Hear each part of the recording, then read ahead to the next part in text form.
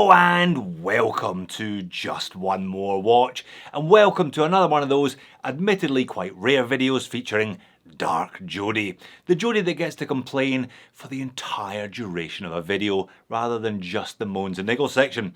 I do quite like making these videos, and apparently you lot quite like watching them. My top 5 brands that I'll never buy video has ended up being the most popular video of 2022. Completely unexpected, but perhaps if I thought about it a bit more, it wouldn't really have been that unexpected at all, really. Today I thought I would do 10 AliExpress brands that I will never review.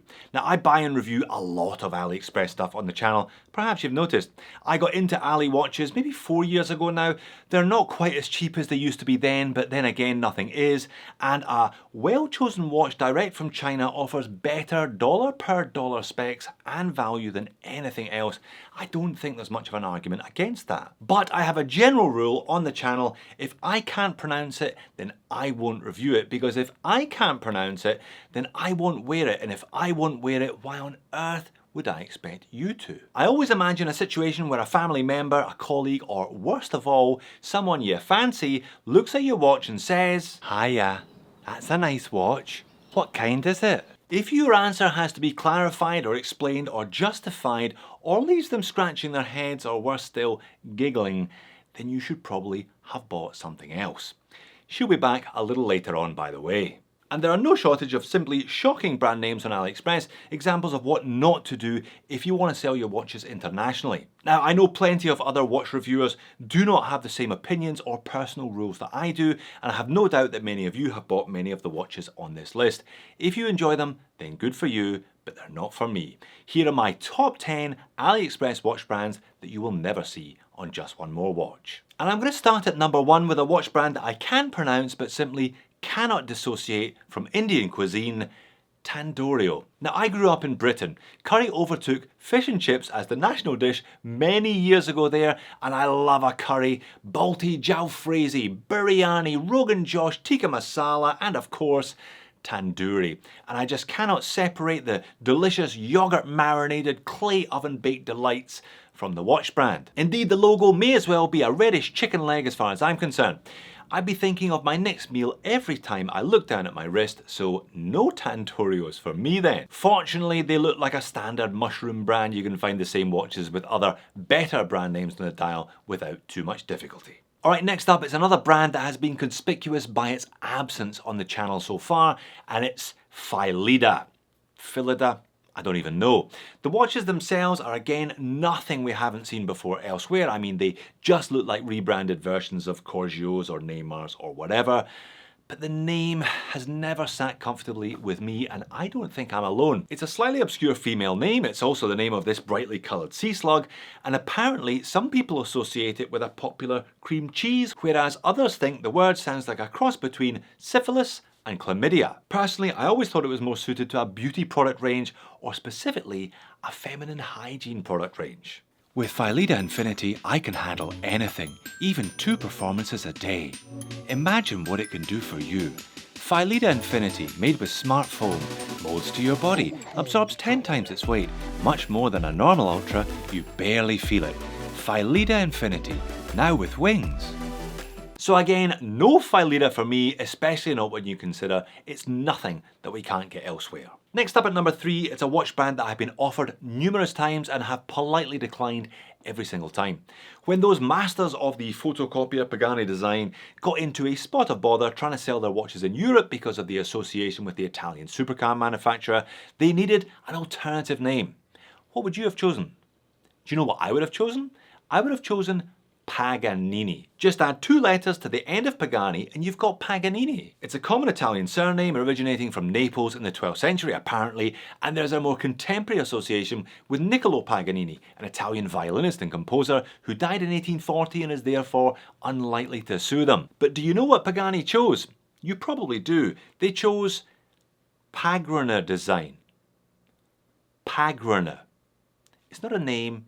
It's a collection of letters, which, if you're an English speaker, don't actually go together at all. If you look up the trademark details for Pagrne Design, you can see it was first registered back in 2016 for the purposes of making and selling clocks, watches, stopwatches, etc. You can also see that according to the trademark information, the word Pagrne has no meaning in a foreign language. You can say that again if you can say it in the first place. And while we're on brand names that are little more than collections of ill-fitting letters, at number 4 and number 5 it's a bit of a 2-for-1 deal. Now I know these brands do get a bit of love elsewhere on the tubes, and by all accounts the watches are pretty decent, but they'll get no love here. It's Erdune and Ermalti.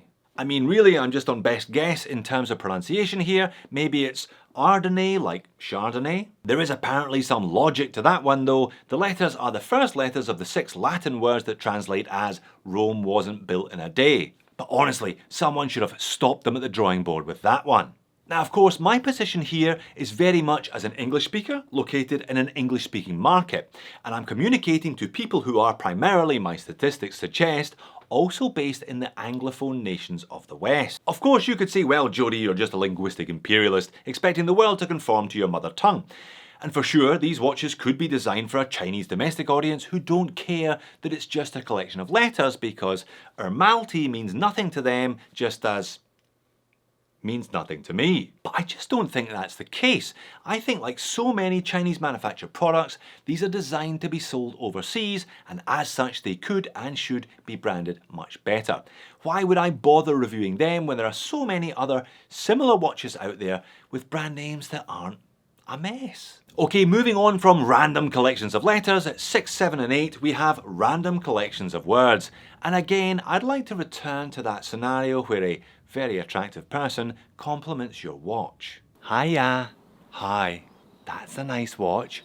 What kind is it? It's a mysterious code. I'm sure it is, but what about the watch? No, it's a mysterious code.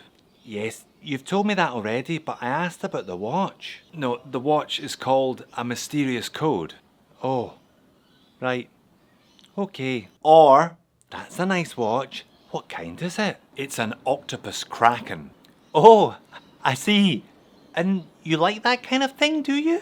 Or worse still, that's a nice watch. What kind is it? It's a Mamba out. Don't you dare get your Mamba out, you bloody pervert. That's disgusting. You can see the problem, right? Apparently Mamba out has got something to do with Kobe Bryant, but that's pretty niche to be honest. And then you'd have to explain what the watch has got to do with Kobe Bryant, which is precisely nothing. I couldn't take myself seriously wearing a Mamba out or a mysterious code, and I doubt very much anyone else could take me seriously either. And a couple of quickies to finish the list. I was actually approached by this brand but politely declined. I just wasn't feeling it. In fact, I'll never feel never. And finally, a random collection of letters that almost ends up sounding like a root vegetable. Is it a watch or a delightful accompaniment to chicken and other meats? It's a Pagrne. Pagrne are one of the most versatile homage watches. They can be baked, boiled, pureed, fried, grilled or steamed. Personally, I'd recommend roasting them. Alright, that's quite enough Dark Jody for one day. I'm gonna go and have a shower and then help an old lady across the road or something. But if you haven't had quite enough of Dark Jody, I highly recommend my top 10 worst brand names video or a classic Sunday roast. Thanks for watching this one. I hope to see you again in a future video.